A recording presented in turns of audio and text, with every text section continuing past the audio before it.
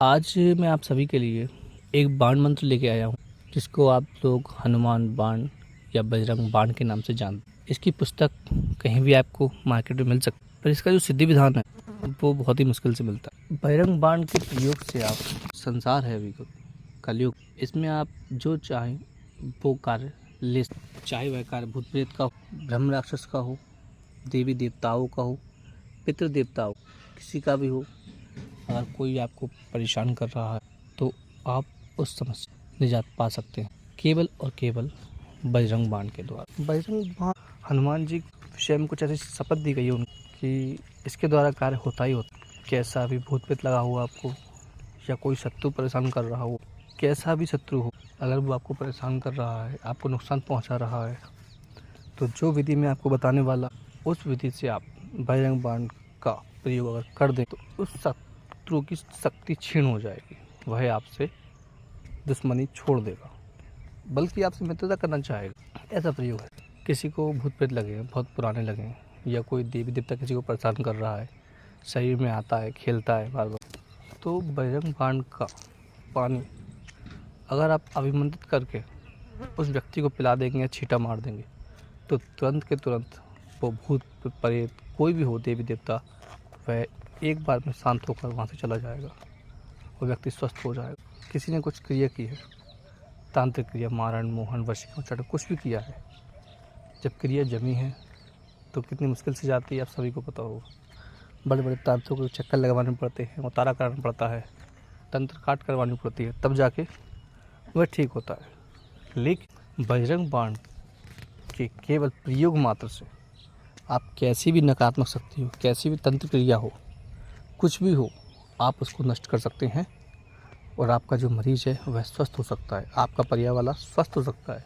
बस इसको सिद्धि विधान एक बार आप कर लीजिए अच्छी तरीके से, उसके बाद ये हमेशा के लिए आपके लिए कार्यरत हो जाए। सिद्धि विधान भी इतना कुछ मुश्किल नहीं, आसान है, बस थोड़ा समय लगेगा। 21 दिन या 11 दिन तक आप इसकी अगर साधना कर लेते हैं तो समझ लीजिए आपके लिए हमेशा कार्य, क्योंकि हनुमान जी को कलयुग का प्रत्यक्ष देवता माना गया है और कलयुग के राजा भी कहे जाते हैं। जिस भगवान ने श्री राम जी के कार्य संवारे, वह आपके कार्य कैसे नहीं संवारे। संसार में कोई इतना बड़ा कार्य नहीं है जो हनुमान जी ना कर सकें।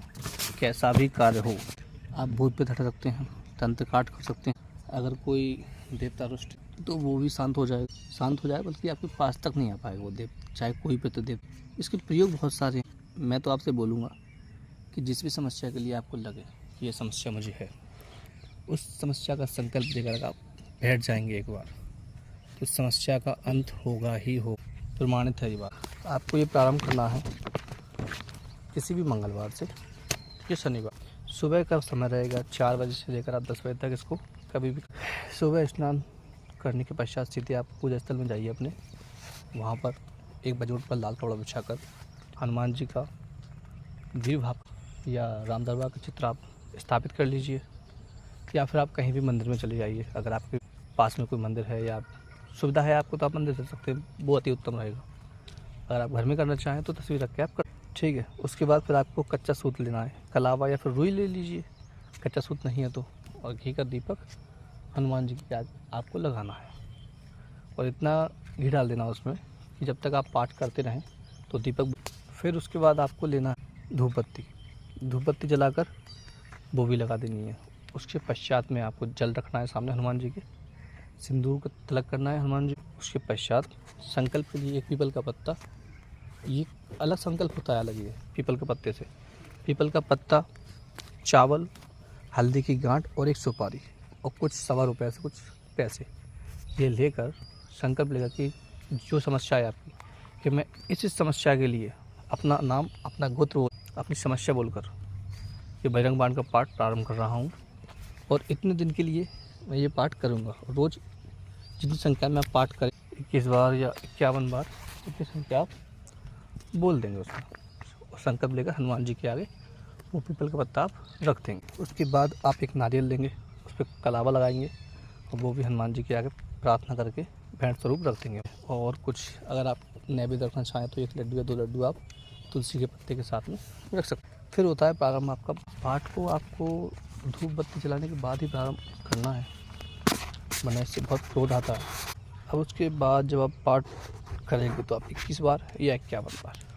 अगर आप समय है आपके पास, आप ज़्यादा बैठक कर सकते हैं तो आप 108 बार पाठ कर सकते हैं, पर उसमें ऊर्जा शक्ति बहुत बढ़ जाएगी आपकी।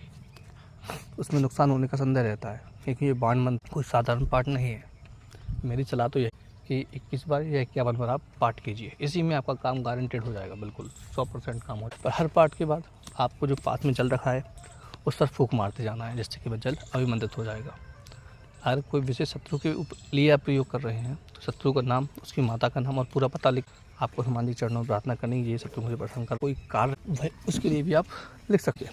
21 दिनों के ये आपका सिद्धि भी हो जाएगा, और 21 दिनों से पहले आपका जो भी कार्य है, कोई भी कार्य हो, वह कंप्लीट हो जाएगा।